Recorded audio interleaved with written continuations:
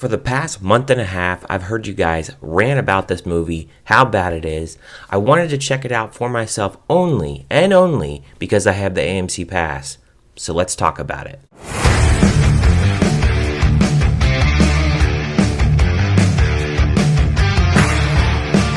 Welcome into the channel, or welcome back to the channel. Today I'll be talking about the superhero film called Madam Web. If you're new to the channel, definitely hit that subscribe button. I review all kinds of movies on this channel. This film was directed by S.J. Clarkson, and this is her directorial debut. It stars Dakota Johnson, Sweeney, Isabela Merced, Celeste O'Connor, and Tahar Rahim. What is Madam Web about? Well, you guys probably already know what Madam Web is about, but it is about a paramedic named Cassandra who forges a relationship with three young women who are destined to have special powers, and they have to survive the deadly Ezekiel. Starting off with the positives of this film, I don't have a lot, but I have a couple. The first one is, I don't think that this film is shot badly. I do think at points in this film, it's shot in a way that isn't that bad, and I think there is some decent cinematography. I'm not saying it's amazing, because it's not amazing, but there are parts in here where I didn't think it was really shot that bad. The second positive that I have is Sweeney as the strawberry blonde schoolgirl. Hell yeah, I'm all for it. Emma Robertson's in this film as a side character, and I didn't know she was in this film, and I was like, oh, I haven't seen her on screen in a while. That was cool to see her on screen. Now let's talk negatives about this film, and I want to forewarn anybody. If you haven't seen this film or you don't like spoilers, I am going to talk a little bit about spoilers, and only because it kind of drives home my points of why this film is not a good film. So let's first start off with acting. Now, Dakota Johnson, she plays this paramedic. She gets these powers by falling into the water and seeing visions. Now, Dakota Johnson, the problem with her is when I saw this trailer, I was like, yeah, she definitely doesn't fit this universe at all. I've only seen her in the 50 Shades of Grey films, The Lost Daughter, a couple other films, but she's never ever had a memorable performance. And it's the same here. She's just playing Dakota Johnson. She's not playing a character. It's a very bland and boring performance. And she's a bland lead, and I'd have no clue why they choose her to do this role. All she can do for her powers is just see visions. She has nothing else that she can do. She's trying to protect these three girls, which we never really get much of an explanation as to why these girls are so important. They apparently have powers, but you've seen the trailer where they have the actual suits. They never actually get into those suits. We only see them in a flashback, and they never actually get their powers in this movie. Ezekiel, the villain himself, he is not menacing at all. So his motivation is, in 1973, he's working with a team of scientists, Cassandra's mother at the time, back in the 70s, in Peru, and they find this rare spider that has healing capabilities. And so he takes the spider for himself, and Cassandra's mother dies. So then he takes this and he gains these powers from this spider. He thinks that the three girls that Cassandra is protecting are going to overpower him, and so he thinks that he needs to get rid of them.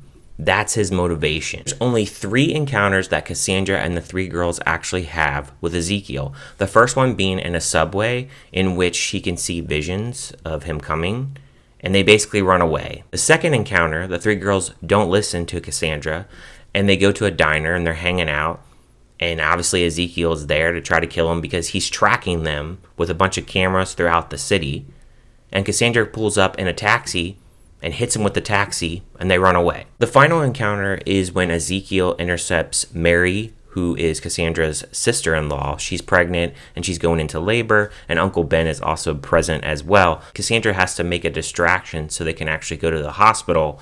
And then you have this final encounter where they're setting a bunch of traps like they're in Home Alone, because again, they don't really have any powers, so they really can't fight them direct on. And they use these traps to basically try to kill him. That is the film.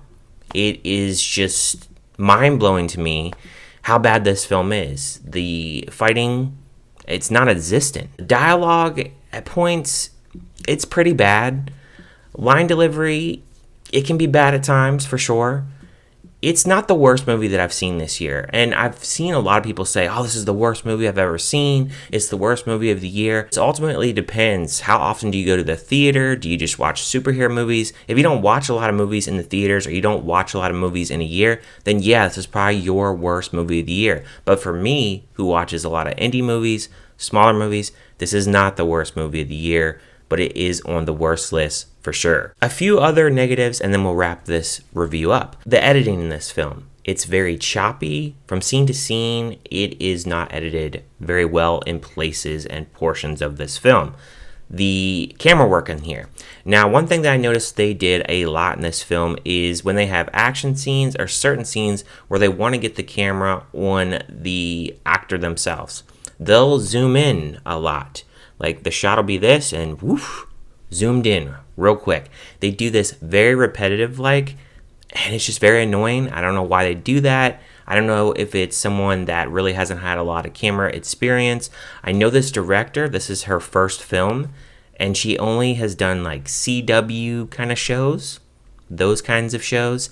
And you can definitely feel it in this film. It definitely feels more like a show, and somebody that maybe would be introduced to superhero films, like if they've never seen a superhero film and this is their first one, this could be an introduction. Not a good one, but one that could be introduced to maybe young fans. Maybe that's the route they were trying to go. I don't know. And then my final gripe of the film is, why is Uncle Ben so young in this film? It takes place in 2003. Now, technically, the first Spider-Man film came out in 2002. So what universe are we in here? In closing, now this film is now available to check out on digital to rent. It's still in the theaters. Again, I used the AMC pass, so I didn't have to pay anything extra to see this film. And technically, I was seeing another film after this, so I needed a film in between that to pass some time. So that's why I went ahead and checked this out to see how bad it was. As far as a score, I would give it a 1.5 out of 5. Definitely going to be on the worst list, but where it's going to land will definitely be determined by the end of the year. But thank you guys for watching, and let me know in the comments, is there anyone out there that actually likes this film? Everybody that I've seen has said it's really bad. A few mediocre scores that I've seen, but I've never seen anybody say that they actually love this film. Leave any and all comments down in the comment section below. Thank you guys for watching, and I will see you guys next time.